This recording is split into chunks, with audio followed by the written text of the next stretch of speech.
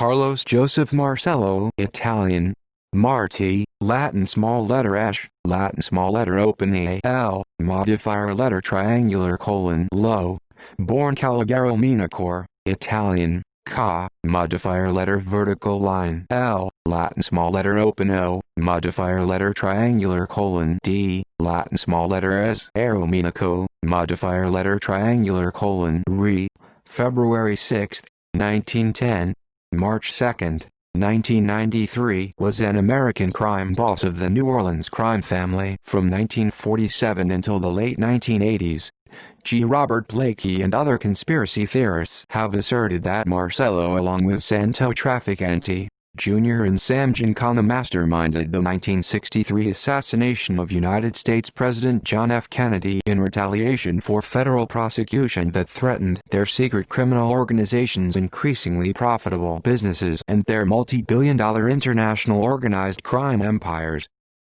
Early life. Marcello was born on February 6, 1910 to Sicilian immigrants Giuseppe and Luigi Minacore, in Tunis, French Tunisia. With his family, Marcello immigrated to the United States in 1911 and settled in a decaying plantation house near Metairie in Jefferson Parish, a suburb of New Orleans. His father adopted a different family name to avoid confusion with his supervisor on the sugar plantation where he had started work. His overseer, also Minacore, chose the appellation Marcello. The family changed all their other names, and Calogero Minacore became Carlos Joseph Marcello. He had 8 siblings: Peter, Rose, Mary, Pascal, Vincent, Joseph Jr., Anthony and Salvador Marcello. Young Marcello turned to petty crime in the French Quarter. He was later imprisoned for masterminding a crew of teenage gangsters who carried out armed robberies in the small town surrounding New Orleans. At the time, local newspapers compared him to the character of Fagin from Charles Dickens' novel Oliver Twist. This conviction was later overturned. However, the following year he was convicted of assault and robbery and was sentenced to the Louisiana State Penitentiary in West Feliciana Parish for 9 years. He was released after 5 years. In 1936 he married Jacqueline Todaro and they had 4 children: Louise Hampton, Joseph C. Marcello, Florence Black and Jacqueline Douglas. In 1938, Marcello was arrested and charged with the sale of more than 10 kilograms, 23 pounds of marijuana. Despite receiving another lengthy prison sentence and a $76,830 fine, Marcello served less than 10 months and only paid a $400 fine thanks to a deal cut with former Governor Long. On his release from prison, Marcello became associated with Frank Costello, the leader of the Genovese crime family, in New York City. At the time, Costello was involved in transporting illegal slot machines from New York City to New Orleans. Marcello provided the muscle and arranged for the machines to be placed in local businesses. Louisiana crime boss. By the end of 1947, Marcello had taken control of Louisiana's illegal gambling network. He had also joined forces with New York mob associate Meyer Lansky in order to skim money from some of the most important casinos in the New Orleans area shortly after becoming associated with the Hullard family through marriage. According to former members of the Chicago outfit, Marcello was also assigned a cut of the money skimmed from Las Vegas casinos in exchange for providing muscle in Florida real estate deals. By this time, Marcello had been selected as the godfather of the New Orleans Mafia by the family's capos and the National Crime Syndicate after the deportation of Silvestro Silver Dollar Sam Carola to Sicily. He held this position for the next 30 years. In a 1975 extortion trial, 2 witnesses described Marcello as the godfather of the New Orleans crime syndicate. Marcello appeared before the U.S. Senate's Kefauver Committee on Organized Crime on January 25, 1951. He pleaded the Fifth Amendment 152 times.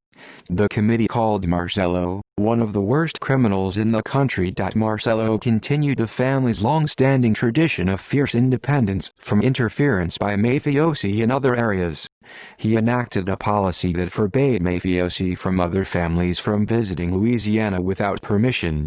On March 24, 1959, Marcello appeared before the United States Senate's McClellan Committee investigating organized crime. Serving as chief counsel to the committee was Robert F. Kennedy. His brother, Senator John F. Kennedy, was a member of the committee.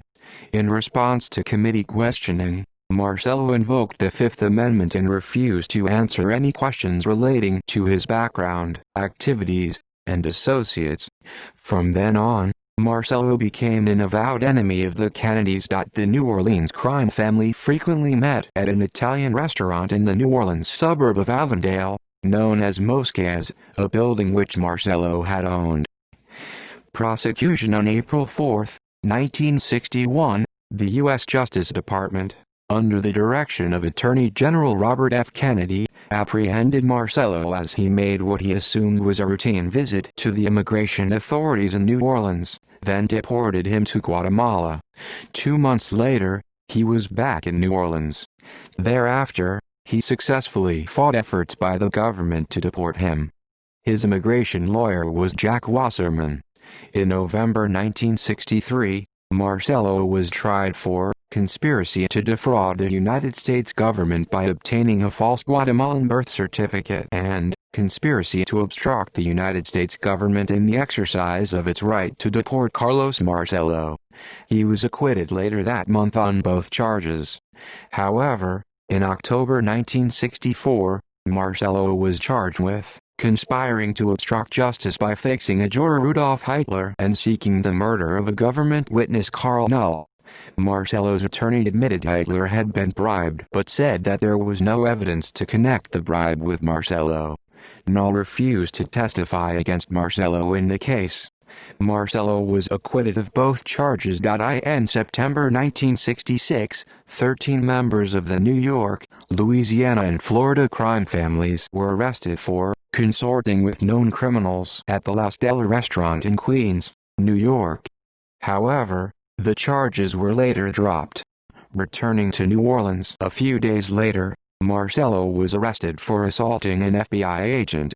His first trial resulted in a hung jury, but he was retried and convicted. He was sentenced to 2 years but served less than 6 months. In 1981, Marcello, Aubrey W. Young, a former aide to Governor John J. McKeithen, Charles E. Romer, II, former Commissioner of Administration to Governor Edwin Edwards, and 2 other men were indicted in the U.S. District Court for the Eastern District of Louisiana in New Orleans with conspiracy, racketeering, and mail-and wire fraud in a scheme to bribe state officials to give the 5 men multi-million-dollar insurance contracts. The charges were the result of a Federal Bureau of Investigation probe known as BRE-Lab. U.S. District Judge Maurice allowed the admission of secretly recorded conversations that he said demonstrated corruption at the highest levels of state government. Marcello and Romer were convicted, but Young and the 2 others were acquitted. Kennedy assassination. In its 1978 investigation of the assassination of John F. Kennedy, the House Select Committee on Assassinations said that it recognized Jack Ruby's murder of Lee Harvey Oswald as a primary reason to suspect organized crime as possibly having involvement in the assassination. In its investigation, the HSCA noted the presence of credible associations relating both Lee Harvey Oswald and Jack Ruby to figures having a relationship, albeit tenuous, with Marcello's crime family or organization.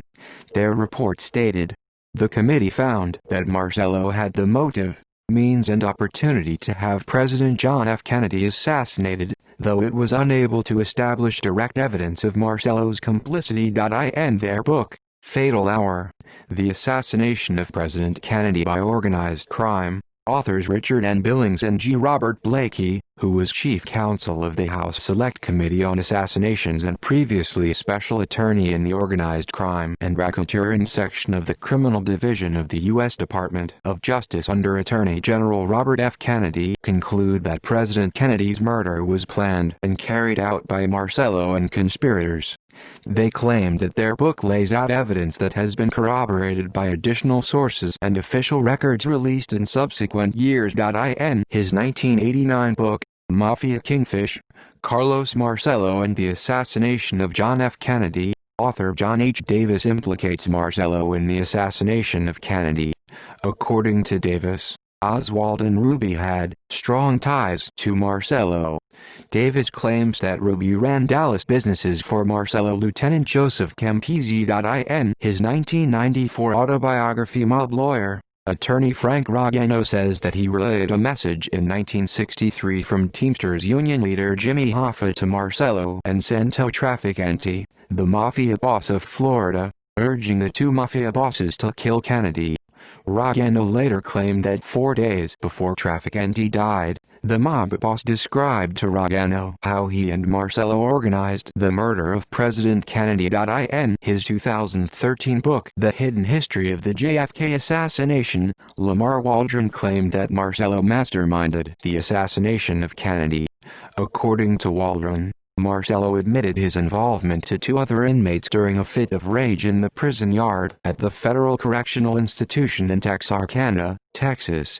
In his book, Waldron also presented the account of Marcello's prison cellmate, Jack Van Lanningham, who claimed in 1985 that Marcello bragged to him that he had masterminded the Kennedy assassination, while planting red herrings to confuse the press and embarrass the FBI and CIA into suppressing evidence. According to Waldron, Marcello arranged for 2 hitmen to carry out the assassination after entering the United States from Canada and Europe, while setting up Oswald as the fall guy and ordering the subsequent murder of various conspirators and witnesses who risked turning informants, including mobsters Johnny Rosselli and Sam Gianciana. According to criminal underworld investigator and author Charles Brandt, while in Texarkana Federal Prison, during the 2-day period in which Marcello was having blood pressure problems and was sent to the prison hospital, Marcello spoke to medical attendants as if they were members of his crime family. On 3 occasions he told them he had just met in New York with Genovese Capo Tony Provenzano and they would soon be celebrating, because they were going to get that smiling MF Kennedy in Dallas. Death early in 1989. Marcello suffered a series of strokes. In July, in a surprise move, the 5th U.S. Circuit Court of Appeals threw out his pre-lab conviction. One judge denied this reversal, but his decision in turn was overruled. In October, after having served 6 years and 6 months of his sentence, Marcello was released, and the old Don was finally returned into his family's care. "I'm retired," he told reporters. "I'm happy. Everybody's been nice to me." He returned to his white marble, 2-story mansion overlooking a golf course in Metairie. Here, he lived out the last years of his life, cared for by a group of nurses and watched over by his wife and family. Carlos Marcello died on March 2, 1993. In popular culture, in Bryce Zabel's 2014 novel Surrounded by Enemies, a breakpoint novel, in an alternative universe where President Kennedy survived the assassination, but Agent Clint Hill and Texas Governor John Connally were killed, President Kennedy talked to his brother Attorney General Robert F. Kennedy, discussing suspects, including Marcello.